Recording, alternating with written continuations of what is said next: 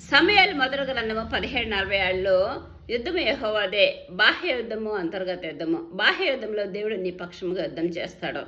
దేవుడు నీ పక్షముగా యుద్ధం చేయాలంటే ప్రభు అంటున్నాడంటే నీ దగ్గర ఏముంది, నువ్వుకి ఏమి కావాలి అంటున్నాడు ప్రభు. కాబట్టి దావీదు అంటున్నాడు, తన చేతిలో చిక్కం ఉంటే నున్న రాయి తీసుకొని సైన్యములకు అధిపతి యెహోవా పేరిట నేను నీ మీదకి వస్తున్నానని గొల్యాతుని సంహరించి దేవుని నామానికి మహిమ తీసుకొని వచ్చాడు.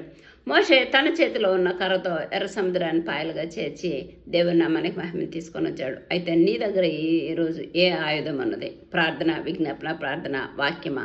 ఈ ఆయుధాలు నీ దగ్గర ఉంటే సమస్యల ప్రభు నీ పక్షంగా యుద్ధం చేస్తారు.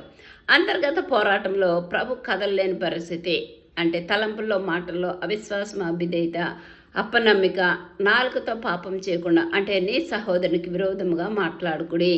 జీవంగల దేవుని విడిచిపోయినట్టు విశ్వాసం లేని దుష్ట హృదయం నీలో ఉందేమో చూసుకోని అంటున్నాడు ప్రభు. జాగ్రత్తగా ఉండాలి.